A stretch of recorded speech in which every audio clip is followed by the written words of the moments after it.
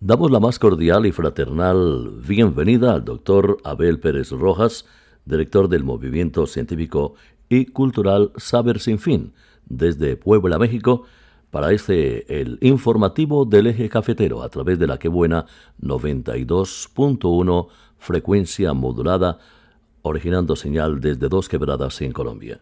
Destacamos también que el doctor Abel es un poeta, comunicador, académico y gestor de espacios internacionales de educación permanente, originario de Tehuacán, Puebla, México. Doctor Abel, una vez más, bienvenido y un gusto saludarle. ¿Qué tal, estimado César Augusto? Un gusto saludarte a ti y a toda la audiencia internacional a través de esta señal colombiana. Un abrazo y a la orden.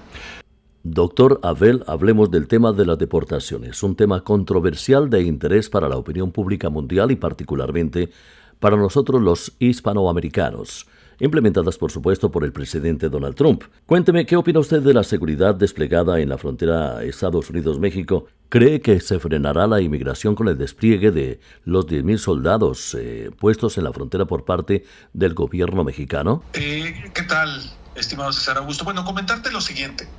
Primero que tenemos que entender cuáles son las raíces de la migración para entender a qué responde este fenómeno y entendiendo que la migración hacia los Estados Unidos se da primordialmente por cuestiones de carácter económico, es decir, las personas que van hacia allá lo hacen buscando el sueño americano, mejorando sus condiciones de vida, sus ingresos y la posibilidad de acceder a mejores servicios de salud y de educación en el caso de quienes tienen familia.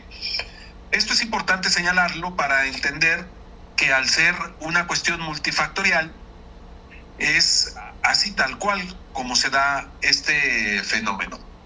Entendiendo esto, no es solo, digamos, porque la frontera de México con Estados Unidos sea una frontera porosa que permita la migración, no, de ninguna manera, sino que, no obstante, que se establezcan barreras físicas como la construcción de un muro, que además hay que decirlo, César Augusto, esta idea del muro que en su primer mandato Donald Trump promocionó, ciertamente avanzó en la construcción y que ahora también ha retomado en este segundo mandato, no es exclusiva de Donald Trump. Todos los presidentes, por al menos los más recientes, los últimos 5 recientes presidentes norteamericanos, en mayor o menor medida han estado contribuyendo al levantamiento de este muro y a la colocación de mayores barreras físicas entre la frontera entre México y los Estados Unidos. Entonces, primero, no es una cuestión de Donald Trump. Segundo, lo que sí es cierto es que Donald Trump promociona y difunde este muro como si fuera, y las diferentes barreras como si fuera la solución al problema. Y lo cierto es que en el primer mandato se pudo ver que Donald Trump deportó una cantidad ínfima de migrantes comparado, por ejemplo, con las deportaciones realizaron sus antecesores y sus predecesores. Tan solo Barack Obama, de acuerdo a algunas cifras que hace poco consulté, deportó a algo así como 3-4 veces más de migrantes, comparándolos con lo que Donald Trump deportó en su primer mandato. Respondiendo directamente a tu pregunta, digo que estas barreras físicas y la colocación de la Guardia Nacional en el caso del lado mexicano, si bien es cierto que disuade y persuade por la fuerza y la dificultad la migración, no es algo que la solucione, porque la problemática y las causas que la originan de raíz prevalecen y continúan, estimado César. Y ante esta ola masiva de deportaciones por parte de Estados Unidos de miles y miles de indocumentados, de inmigrantes indocumentados, que, están siendo deportados a muchos países, a sus sitios de origen, México está preparando campamentos en 9 ciudades del norte del país para recibir a migrantes deportados, ofreciéndoles refugio y centros de recepción con apoyos con logística. Doctor Abel, ¿usted cree que estos campamentos en la frontera para atender a migrantes son benéficos o, por el contrario, son un incentivo para continuar intentando ingresar a Estados Unidos? ¿Qué opina usted al respecto? Bueno, mira, César Augusto, hay cosas muy interesantes. Primero decir, retomando este comentario que hacías del muro fronterizo, bueno, en el caso de Joe Biden en enero del 2021, hace cosa de 4 años, firmó una suspensión para la construcción del muro que había impulsado fuertemente Donald Trump, y que de hecho fue una de las críticas que Trump le realizó a Biden, digamos como uno de los motivos por los cuales se incrementó la migración hacia los Estados Unidos. Pero retomando esta pregunta que planteas, César Augusto, precisamente hoy publica el periódico El País, en su edición México, publicó una nota muy interesante. Mira, la titula de la siguiente manera: un mes después, mientras los albergues mexicanos permanecen vacíos en la frontera, las amenazas de Trump siguen sin cumplirse. Voy a leer solamente 2 párrafos para que tengamos una idea y les platico el resto del documento.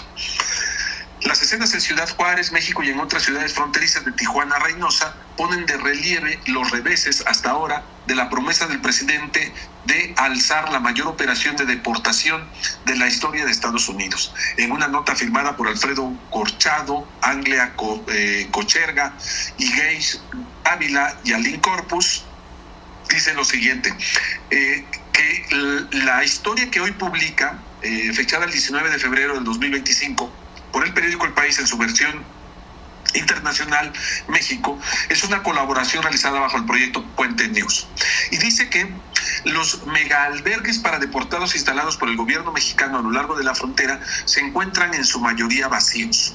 Un mes después de que el presidente Donald Trump amenazara llevar a cabo deportaciones masivas, desde el primer día de su administración, las escenas en Ciudad Juárez y en otras ciudades fronterizas, desde Tijuana en el oeste hasta Reynosa en el este, ponen de relieve los reveses hasta ahora de la promesa del presidente de lanzar la mayor operación de deportación de la historia de Estados Unidos. El republicano hizo campaña con la promesa de detener y expulsar a unos 11 millones de indocumentados. Las autoridades mexicanas a lo largo de la frontera, incluida Ciudad Juárez, parecen aliviadas de no haber visto todavía una oleada de deportados. Esperamos que no se produzca una gran repatriación, dijo la secretaria de Bienestar Social, Ariadna Montiel Reyes, tras una visita a un extenso campamento de tiendas de campaña vacías que podría albergar a 2.500 deportados. La agencia federal se encarga de proporcionar servicios a los mexicanos devueltos a su país de origen en un proceso a menudo denominado repatriación. Bueno, solo para que tengamos una idea, estos albergues construidos por el gobierno mexicano a lo largo y ancho de la frontera con los Estados Unidos, de acuerdo con este reporte publicado ayer por el periódico El País, solo alrededor de 2,000 migrantes han pisado estos albergues construidos por el gobierno federal mexicano, ¿sí?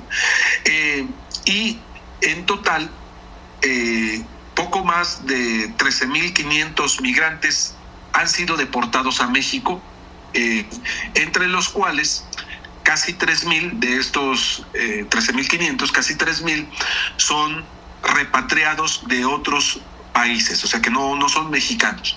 Pero estamos hablando entonces que en esta máxima ofensiva, al menos declaratoria, hecha por Donald Trump, se han deportado, en el caso de México, alrededor de 13,500 personas regresadas, de las cuales casi 3,000 son de otras nacionalidades. Entonces, contestando a tu pregunta, el gobierno de México, como dentro de los compromisos que estableció con los Estados Unidos, es decir, de alguna manera de tener lista una infraestructura para la deportación masiva, no se ha dado esta hasta el momento como se tenía contemplada, o al menos en la misma dimensión de la declaratoria realizada por Donald Trump. Doctora Vera, esta situación de la migración, del flujo de migrantes desde Sudamérica, de Asia, a través del Darién, Centroamérica y México, se le agrega otro problema grave, que es el asunto de las armas. Un reciente informe de Stop US Arms to Mexico cataloga como un río de hierro que inunda México, refiriéndose al flujo de armas a ambos lados de la frontera. Los cárteles mexicanos cuentan con grupos pequeños que, entre otras tareas, adquieren armas de fuentes diferentes. ¿Cree usted que el contrabando de armas procedente desde los Estados Unidos para los cárteles de México reducirá el alto índice de crímenes en el país, en su país, en México y en las fronteras? Bueno, yo lo que te quiero decir, César Augusto, primero, que debemos entender que una de las principales industrias norteamericanas es la industria bélica. Y la industria bélica en sus múltiples niveles y en sus múltiples alcances, no solamente en cuanto a la producción de armas de largo alcance, misiles, aeronaves y demás, sino también la producción de armamento, digamos, para el enfrentamiento a pie. Y que los múltiples conflictos armados en los cuales participan los Estados Unidos y las ventas que realizan sus empresas alrededor del mundo son mecanismos para la distribución de dicho armamento, que además, hay que decir, generan millones de dólares de ganancia para las empresas dedicadas a esta industria. Pero también hay que decirlo, que gran parte de este armamento de a pie, que estamos hablando de fusiles, de lanzagranadas y de todo este armamento que es para un enfrentamiento cuerpo a cuerpo, queda en los Estados Unidos y que encuentra su cauce por la frontera con México y que termina en manos de los grupos delincuenciales. Solo quiero, para que nosotros tengamos una idea de cuán grave es esto y cuán demostrado está. En el gobierno de Felipe Calderón, ¿sí?, entre el año 2006 y el 2011, se llevó a cabo algo que se le dio en llamar el operativo Rápido y Furioso, por el cual la Oficina de Alcohol, Tabaco, Armas de Fuego y Explosivos de los Estados Unidos introdujo más de 2,000 armas a México con un chip para ser vendidas a grupos delincuenciales en México y poderlas rastrear. Esto se hizo con consentimiento con el gobierno federal mexicano. El escándalo, y por eso sale y se hace público, es porque se les pierde el rastro a esas 2,000 armas, que eran armas, rifles de asalto y demás. Y solo fue una, digamos, operación que demostraba o que demostró cómo circulan de manera o con mucha facilidad armas de los Estados Unidos a México. Entonces, esto visto desde la óptica del gobierno mexicano es una cuestión de preocupación, porque obviamente que es la fuerza de letalidad que enfrenta el ejército mexicano, la Marina, contra los grupos armados. Es decir, las armas que elevan la capacidad de fuego de los grupos delincuenciales, por un lado. Pero por el otro, visto desde la frontera, visto más allá de la frontera con los Estados Unidos, es una fuente de ingresos para una parte de la economía norteamericana que curiosamente son en gran medida partidarios del gobierno de Donald Trump. Entonces, esa es una crítica que de manera muy diplomática, un señalamiento y un punto de preocupación del gobierno mexicano, que por un lado se señala la agresividad de los grupos delincuenciales, pero que por otro lado la estructura financiera y las ganancias de la venta de armas sigue sin tocarse en los Estados Unidos, amparándose de que las leyes norteamericanas protegen la libre circulación y la venta de determinado armamento.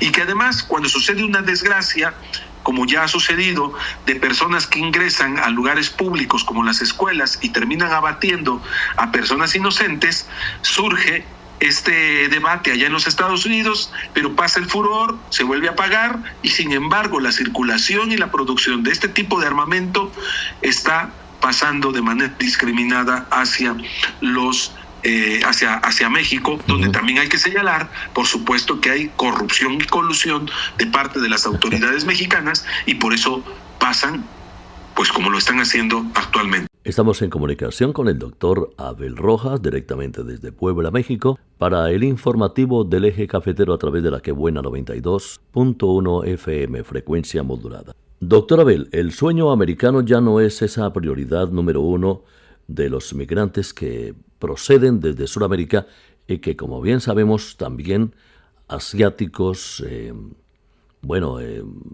gente de la India, gente incluso del Medio Oriente han estado tratando de pasar hacia Estados Unidos por el Darién, cruzando Panamá, Centroamérica, Guatemala. Ese sueño americano ya no es prioridad número uno de los migrantes, sino la capital de México. ¿Cómo el gobierno de México, a través de su presidenta, la señora Claudia Sheinbaum Pardo, está preparándose para esto, sobre todo para Ciudad de México, una ciudad tan grande, una metrópolis, una mega ciudad, doctor Abel? Bueno, sí, por supuesto que sí. Mira, hay que decirlo que la política migratoria y las leyes mexicanas son de abrazos abiertos hacia los diferentes pueblos del mundo. O sea, México se ha caracterizado por tener una hospitalidad que en su momento pues sirvió de refugio y sirvió de segunda patria, por ejemplo, a las personas que salieron de España cuando vivieron allá la dictadura. Y ni qué decir de los diferentes hermanos sudamericanos, latinoamericanos que han llegado a vivir a México y que han enriquecido nuestra vida cultural, intelectual y la fuerza económica de nuestro país. Pero también hay que decirlo, que hay una circulación natural de migrantes de todo el mundo para llegar a los Estados Unidos por tierra. Ahora, con estos acuerdos que ha habido para recrudecer y dificultar la llegada de migrantes a través de la frontera de México con los Estados Unidos, sí hay que decirlo que muchos de los migrantes se están quedando en territorio nacional y específicamente están generando una especie de crisis humanitaria, primero en la franja con los Estados Unidos, en ciudades fronterizas como Tijuana y digamos todas estas que eran pasos naturales para llegar hacia los Estados Unidos. Está habiendo una gran cantidad de miles de personas a través de campamentos improvisados, por un lado. Pero por el otro, algunas de nuestras ciudades en México cada vez más se vuelven en un lugar de asentamiento permanente de migrantes, principalmente centroamericanos y sudamericanos. Y específicamente la Ciudad de México y la zona conurbada, o sea, esta zona central conformada por territorio de Puebla, de el Estado de México, y ciudades que están cercanas, se ha convertido en un punto de atracción muy importante. O sea, te voy a citar por qué es importante. Solo esta zona, esta Ciudad de México, por sí sola tiene alrededor de 9 millones de habitantes, pero cuando se ve como una gran megalópoli entre las zonas que comparte con el Estado de México, estamos hablando de una gran ciudad de alrededor de poco más de 20 millones de habitantes. Entonces, y en este lugar comparten una enorme cantidad de industria asentada en el Estado de México. Que para quienes se encuentran en el extranjero, decir que las entidades federativas, una entidad que es la capital del país es la llamada Ciudad de México y otra es el Estado de México. Estamos hablando de dos entidades federativas que comparten un territorio hermanado por las condiciones naturales. Entonces, en el Estado de México hay asentamientos de miles de empresas generadoras de millones de empleos. Entonces, en una ciudad como la Ciudad de México, tienes todos los servicios, todos los atractivos, todo lo que te encuentra en una gran metrópoli, en cualquier metrópoli del mundo, de las grandes metrópolis del mundo, esos servicios y esos atractivos se encuentran en la Ciudad de México. Y por el otro lado, además, hay una gran cantidad de millones de empleos generados por esta simbiosis que tienen con el Estado de México. Entonces, específicamente, respondiendo a tu pregunta, sí, la Ciudad de México es y la zona central del país es una zona muy atractiva que cada vez más sirve como una segunda o tercera opción para el migrante que ve que es muy difícil ir hacia los Estados Unidos y que prefiere quedarse en territorio mexicano. Doctor Abel, hablemos de un tema también controversial e interesante y de muchísima relevancia, mucha importancia, no solamente para Estados Unidos, sino para todos los países a nivel mundial. Hablamos de los aranceles. Recientemente, el presidente Trump anunció la reinstauración de un arancel del 25% sobre todas las importaciones, particularmente de acero. Un aumento, para muchos países exorbitante. Aranceles que van dirigidos particularmente a Canadá y a México, como también a China y a países suramericanos como Colombia, en fin, a un sinnúmero de países. ¿Cree que los nuevos o las nuevas estrategias de aranceles de Trump ponen en riesgo el plan de libre comercio, doctor Abel? Yo creo, César Augusto, que es importante considerar y tomar en cuenta algunas cuestiones de carácter geopolítico, o sea, para poder entender lo que hoy día está pretendiendo los Estados Unidos. Primero, debe tenerse siempre presente que los Estados Unidos está perdiendo la gran guerra comercial contra China. Realmente el duelo de todo esto que estamos viendo es Estados Unidos contra China y cómo se disputan la supremacía en el mundo, que hay que decirlo, la está perdiendo Estados Unidos a los chinos por una serie de factores muy importantes, como cuáles, como decirlo, que fíjate, pocas veces nosotros pensamos en lo que pasa en otros lugares, como el siguiente. Hoy día la mayor reserva de tierras raras, de recursos naturales y demás, está en un continente que a veces para nosotros ya no existe, pues porque no está en nuestros noticieros. Y me estoy refiriendo a África. África, este continente que en su momento se lo repartieron entre los países europeos, hoy en su gran mayoría está dominado, controlado, administrado por los chinos.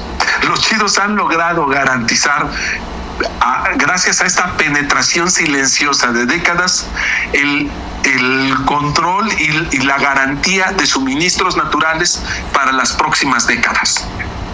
Entonces, en este continente africano, donde ya no figuran, por ejemplo, los Estados Unidos, China le ha ganado esta partida en este continente. Pero por otro lado, estimado César Augusto, decirte que ha sido cada vez más la penetración de los chinos en Sudamérica. Correcto. Y que precisamente los Estados Unidos está tratando de garantizar en esto que se conoce, que ahorita escapa de mi mente este nombre en alemán, que se llama el entorno natural de vida que toda superpotencia necesita tener garantizado para su propia seguridad. Es decir, por ejemplo, para los Estados Unidos, ¿sí?, su entorno natural de protección es América. Entonces, es inconcebible que, por ejemplo, que esté que se ponga en riesgo la penetración china o el predominio chino en sus aliados naturales, como es Canadá y es México. Y por supuesto que este mismo criterio aplica para toda América, porque la penetración económica generalmente va acompañada de una penetración cultural y luego, posteriormente, de un afianzamiento de carácter militar. Y realmente a la luz de eso es como debe entenderse esta relación que tiene Estados Unidos específicamente con Cuba y específicamente también con Venezuela. Bueno, entonces, en este sentido, los aranceles son, digamos, el mecanismo que tienen para garantizar algunas otras cosas más. En el caso de México es echar abajo el avance de la industria china en nuestra industria nacional. Y en el caso de Canadá es exactamente el mismo.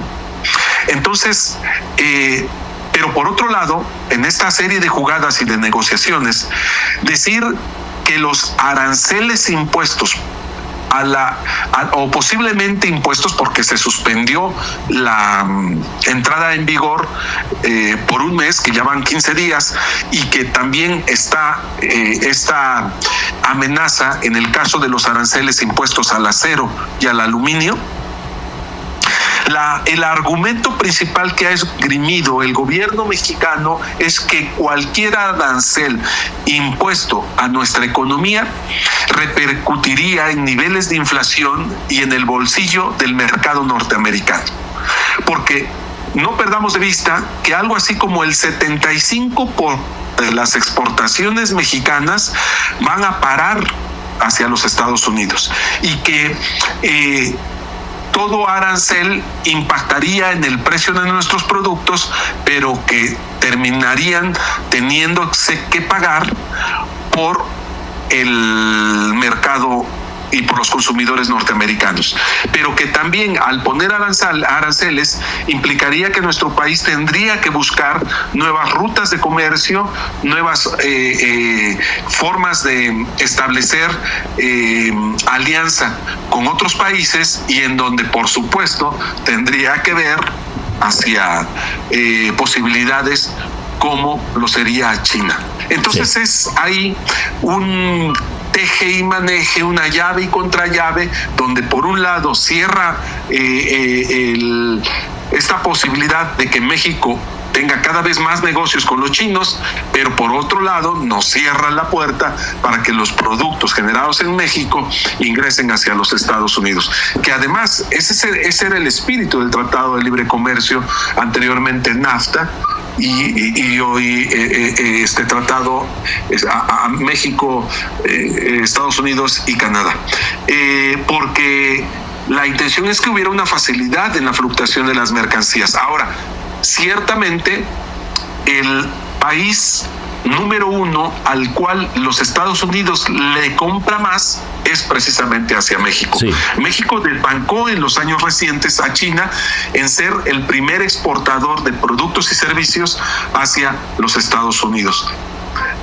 Pero bueno, por otro lado, tampoco son productos totalmente elaborados en México, sino son parte de una cadena de producción donde algunos son elaborados en cierto porcentaje en México, concluidos en Estados Unidos, concluidos en México y regresados al mercado norteamericano. Hemos abordado con el doctor Abel Pérez Rojas, director del Movimiento Científico y Cultural Saber Sin Fin, desde Puebla, México, dos temas importantes: deportaciones y aranceles. Y para finalizar, doctor Abel, hablando acerca de los impuestos, de los gravámenes a los aranceles que está implementando la administración Trump, en este caso particularmente a Canadá, a México y a otros países en general, están causando otro problema en países como Venezuela, donde hay escasez de medicamentos para personas que han recibido trasplantes de órganos y necesitan no solamente diariamente, sino de por vida de estos medicamentos. En el campo de la farmacéutica, donde México es un gran proveedor, ¿qué impacto tendrá a largo y corto plazo?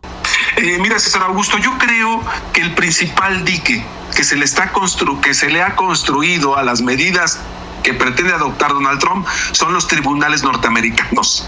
O sea, eso es algo muy importante que inclusive México lo ha entendido. O sea, los Estados Unidos no respetan ninguna instancia internacional para regularse, pero sí acepta las medidas tomadas por sus tribunales internos. Entonces, a mí me parece que esta batalla legal contra las medidas de Trump y su gobierno se van a dar en la corte en las diferentes cortes norteamericanas. Y es ahí donde yo creo que por cuestiones humanitarias, por cuestiones de sentido común, sí, se van a frenar. Por un lado. Y por el otro lado, las propias organizaciones internas de norteamericanos, en donde hay que decirlo, que México precisamente en lo que la doctora Claudia Sheinbaum dijo como plan B y C de dar respuesta a los posibles aranceles norteamericanos, se pensó en establecer aranceles a las exportaciones norteamericanas que llegan a México y que principalmente, en caso de que México respondiera con aranceles, sería para afectar, para repercutir en los sectores donde se encuentran los votantes de Donald Trump. Entonces, México también tiene identificado y un mercado nada despreciable de poco más de 120 millones de consumidores. México, el gobierno mexicano tiene identificados esos sectores de la industria norteamericana que viven en gran medida gracias a las exportaciones realizadas en México.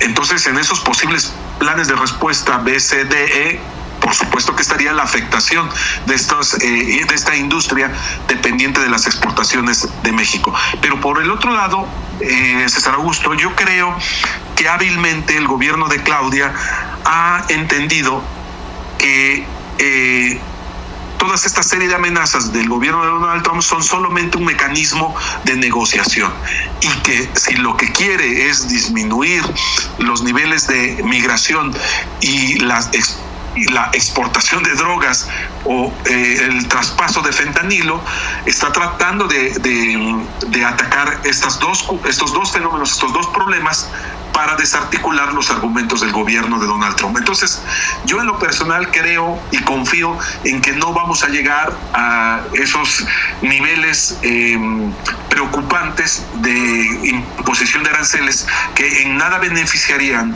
ni a México ni a cierto sector de la población norteamericana. Doctor Abel, y para todos aquellos oyentes que quieran seguirle a través de las redes sociales en ese gran mundo de la literatura, de la poesía, ¿dónde le pueden encontrar? Sí, claro que sí. Mira, a nosotros nos pueden encontrar las 24 horas del día en sabersinfin.com. Sabersinfin.com. Por supuesto, tenemos nuestros diferentes canales en redes sociales, en YouTube como Saber Sin Fin TV, en Facebook como Saber Sin Fin Com y Saber Sin Fin Portal. Y yo realizo una serie de entrevistas en donde, por cierto, gracias a los buenos oficios de la doctora Amelia Restrepo Hincapié, presidenta de la Academia Colombiana de Historia, Literatura y Arte, todos los martes 7 de la noche hora de México, 8 de la noche hora de México, tenemos el talento de los escritores, gestores culturales, comunicadores colombianos, a través de una serie de entrevistas que hoy día yo diría hemos entrevistado a poco más de 300 talentos colombianos a través de una sintonía internacional latinoamericana como es sabersinfin.com. Y extra micrófono, doctor Abel, usted nos ha dicho que ha estado en Pereira. Sí, ahí donde está el árbol del poeta, ahí he tenido la oportunidad de estar y por supuesto de compartir, y yo espero en breve, quizás en la segunda mitad de este año, estar por ahí nuevamente compartiendo el talento y una serie de reflexiones y materiales que estamos preparando desde México para Colombia. Doctor Abel, muchos éxitos y gracias por concedernos esta entrevista al informativo del Eje Cafetero. Abel Pérez Rojas, desde sabersinfin.com, les agradece como siempre su amabilidad. A mis hermanos colombianos, a mis hermanos de habla hispana allá en los Estados Unidos, les mando un cordial abrazo y un reconocimiento para ti, César Augusto Orozco, comunicador colombiano, avecinado en los Estados Unidos.